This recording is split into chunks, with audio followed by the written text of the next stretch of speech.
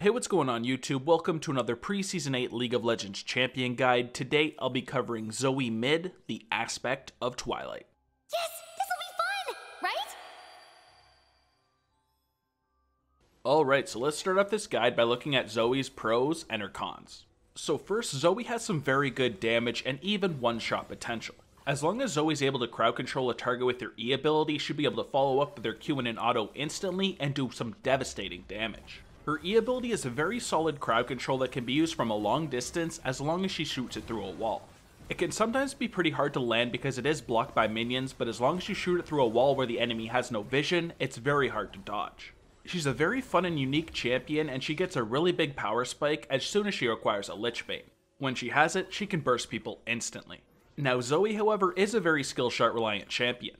Both her E ability, which needs to be comboed on, and her Q ability are skill shots, so if she's not landing those, she's doing no damage. As previously mentioned, her skills are blocked by minions, so you have to be very careful where you shoot them, otherwise you're not going to hit the enemy champion. She's also a very squishy champion since she goes for a high damage build, so she'll be able to one-shot those targets. Then, since she doesn't have very much mobility outside of her ultimate, she's very weak against all-in champions. For my runes, I like to go for Sorcery and Domination, grabbing Arcane Comet as my keystone. This will add a nice chunk of damage whenever you hit an ability on an enemy champion and can work great with your Q's poke. I then like to go for Mana Flow Ban, so sometimes my abilities do have their mana refunded, and then go for Transcendence for 10% CDR at level 10. Then I finally like to finish that up with Scorch, so my first ability hit every 20 seconds will burn an enemy champion, making my poke a little bit stronger. Then in the Domination side, I like to go for Sudden Impact so I get some nice magic penetration whenever I use my ultimate. And then finally I get Zombie Ward, so whenever I kill a ward I get my own friendly zombie ward just so I get a little bit of increased vision. For your summoner spells you have a lot of great options, but you'll first want to make sure that you pick up Flash. It's great when used as an escape or an extra way to engage onto the enemy champions. If you then want an offensive summoner, then you may want to go for Ignite. Take this if you're looking to have some extra kill pressure in mid lane and you want to get snowballing. Now there is also a ton of good defensive options. Heal is my favorite one because it's great when used to save either yourself or your allies, and it's great for that extra movement speed as well. Now Barrier is solid against champions who do damage in a burst, and Exhaust is great to help survive all-ins from assassins. Finally, you could also take Cleanse against champions with solid crowd controls like Twisted Fate. Your passive ability is More Sparkles, which makes your next basic attack following a spell deal bonus damage. After casting an ability, Zoe's next basic attack or bubble within 5 seconds deals 12 to 135 based on level plus 25% AP bonus magic damage. So this is a fairly strong ability and you use it as if it was a Sheen, except it has no cooldown. Whenever you're poking an enemy in the lane phase with your Q ability, you'll want to try to follow it with a basic attack on that enemy champion to do a nice chunk of extra damage. It has a 25% AP ratio, so it's actually pretty significant. Other than that, there's not too much to say about the ability, just make sure you're auto-attacking in between your spells and make sure you do at least one auto-attack in your main combo. Your Q ability is Paddle Star, which does damage in a small AoE and does damage based on the distance traveled. On first cast, Zoe hurls a star in the target direction that collides with the first enemy hit, dealing magic damage in a small area. The damage is based both on champion level and ability rank and is increased by 0 to 150% based on the distance traveled. While the star is airborne or while idle, Zoe can reactivate Paddle Star to redirect the star to a new location near her, resetting its damage modifier on cast. If Zoe moves with the redirected star, it will keep moving until it moves more than 800 units away from her. So this is Zoe's bread and butter ability because it is your main source of damage and it does have a small AoE as well, which makes it pretty solid at minion farming. Now this ability actually has a really long range because if Zoe moves forward with her ultimate, it will move with her, and if she reactivates it, it has a very long range. That will be the way to make this ability do the most damage because it is based on the distance traveled. You want to land your E ability's crowd control on the enemy champion and then do that long range combo to nuke the target. Otherwise, in the lane phase, try to poke the enemy champion as much as you can with this ability and use it to farm the minions. Your W ability is Spell Thief, which allows you to steal spells from minions and champions and use them yourself. Whenever enemy champions cast a summoner spell or item active, they drop the corresponding spell shard onto the ground that grants sight over a 100 radius area. Spell shards last for 40 seconds. Some enemy minions spawn with random spell shards that only drop to the ground for 20 seconds if killed by Zoe. Collecting a spell shard allows Zoe to activate the Spell Thief within the next 60 seconds. She can replace her current Spell Thief active by moving over another spell shard. When activated, Zoe mimics the active of the collected spell shard. This ability also has another passive called Wee. This makes it so whenever Zoe casts Spell Thief or one of her summoner spells, she gets bonus speed as well as summoning 3 bubbles that orbit her for the next 10 seconds. The bubbles autonomously hurl themselves at the nearest enemy, prioritizing her attack target, dealing magic damage. So this is a really long ability, but the thing you need to know is whenever champions use summoner spells, you can pick them up, and minions sometimes spawn with a balloon, and will drop one when killed.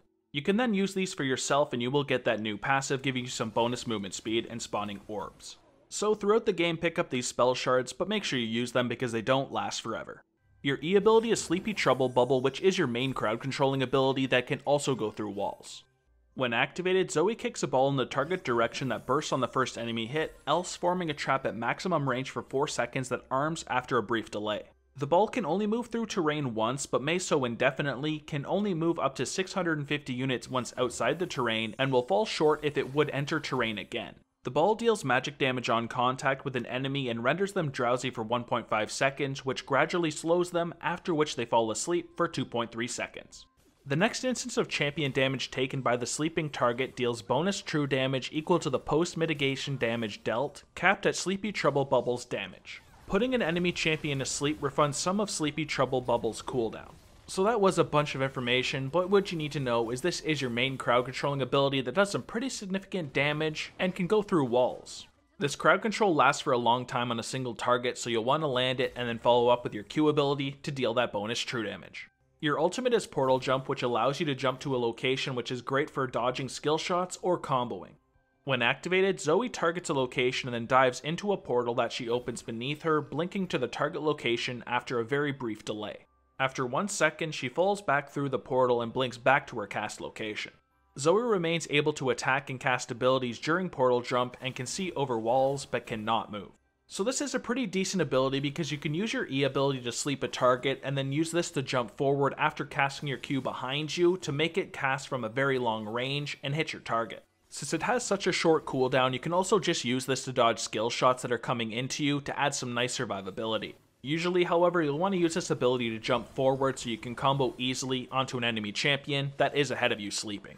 For your skill order, you first want to put a point into your ultimate whenever you can at 6, 11, and 16. Then, since it is your main source of damage, you want to max your Q ability. It's great in your combos, and it's great at last hitting minions. You then want to follow up with your E ability because it's another really strong source of damage, and then finish it off with maxing your W last. Just make sure you take a point into your W at level 3 so you can actually pick up spells and use them yourself, otherwise you want to save that ability for last.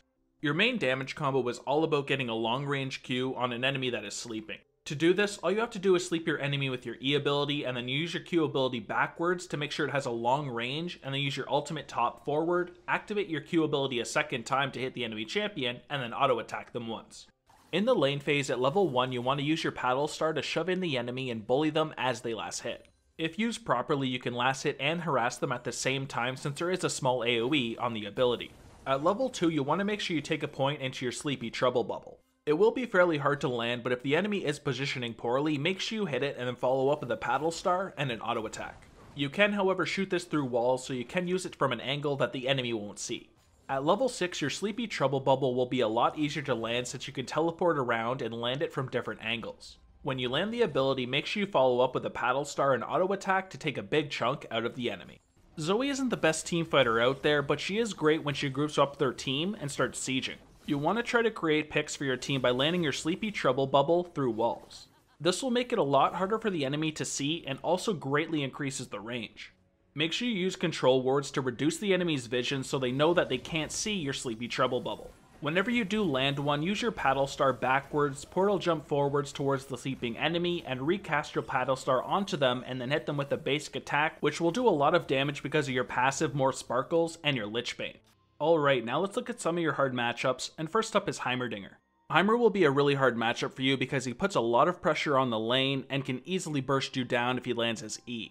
He's also going to have his turrets spread out all over the place, and he will be able to block angles for your Q ability. Of course, these turrets are also going to block your E ability, so it's going to be really hard to hit Heimer so you can combo on top of him. You can, however, spend most of your time roaming because Heimer does not have a lot of mobility. For the next hard matchup, I've got Kayle. Now, Kayle's going to be a hard matchup for you because she can use her ultimate to save her allies whenever they get caught in your E ability. This will be pretty annoying because you do have one-shot potential, but Kayle can completely stop this. In the lane phase, she's also going to be a big-time mid-lane bully because she can activate her E ability and just auto you down over and over again. Try to only get into really short trades with her, do not get in long trades, you will definitely lose those. Next up, I have Malzahar. This guy's going to be a pretty tough matchup because he can shove you under your tower over and over again, which is pretty annoying. He of course also has his passive spell shield, and since you don't have a long range auto attack, it will be pretty hard to take off, and it can block a lot of your E's and your Q's. If possible, try to auto attack it down and then go for your EQ combo if you do take off that spell shield. Be very careful if you're doing this, however, because you are a squishy champion, and with his ultimate, he can 100-0 you. And for the last hard matchup, I've got Morgana. A Morgana that's really good at using her spell shields will block your E ability on both herself and her allies over and over again. This will make it extremely hard to combo people that are on a team with a Morgana that knows how to use Black Shield properly. Try to wait for it to be in cooldown if possible, and then go on to one of her squishy targets. Alright, with all that covered, let's finish this off with our item build, which starts with a Doran's Ring, health potions, and a warning totem. For your core build, we have the Morellonomicon, Lichbane, and a Luden's Echo. This will give you 30% CDR off the top with a bunch of ability power, grievous wounds, and a ton of burst damage. The Lichbane works great with your passive ability, which adds damage on your next auto attack, and the low cooldown of your Q. You'll then of course have the Luden's Echo to add even more burst on top of that, and some nice movement speed for roaming. Of course, as I mentioned, you do have that 30% CDR to spam your Q more often, which is great with the Lichbane. For your boot options, you have the Sork Shoes to give you some magic penetration and increase your damage, or the Merc Treads against high AP and CC heavy teams. Then, if you're looking for a really good defensive option, you can get either the Zhonya's or the Banshee's Veil. The Zhonya's is a really solid way to also get some armor into your build, and the stasis activation is incredibly strong. Then of course you have that Banshee's Veil, which is great at blocking spells, and it can also give you a really nice amount of survivability, especially if it's hard for the enemy team to take the spell shield off of you. Then if you want to go for a lot of magic penetration, you could of course get the Void Staff. This will give you the most magic penetration of all the items out there, and it's really solid against teams that have a lot of magic resist against you. If you then need to hard carry and go for a very high AP build, you could always get the Rabadon's Death Cap. As I mentioned, if you want to have the highest AP build possible, you'll definitely need one, and if you want to delete those people throughout the game, then pick one up. Next, if you're against a really tanky lineup, you could always go for a Liandry's. This will give you even more magic penetration and also burn people based on the amount of health they have, which of course makes it great against those tanky, high health teams. And finally, if you do manage to get snowballing, you could always go for a Magi's. Zoe does a lot of damage, and with a build like this, I would consider her an assassin, so it is a very viable item if you want to snowball and end the game really quickly. For my example full build, however, I take that core build, get some Sork Shoes, and then a Void Staff, and a Zhonya's. This will give you a huge amount of damage, which will allow you to delete those squishy targets, and a really nice defensive from the Zhonya's as well. And that's all I've got for mid lane Zoe in pre-season 8. If you guys enjoyed the video, please drop a like and subscribe, and visit my video description below. I have a link to all my social medias, and I do also have a Discord server, so those are a couple you should definitely check out. But other than that, thank you guys so much for watching the video. I really do appreciate it, so take it easy, have a good day, and peace.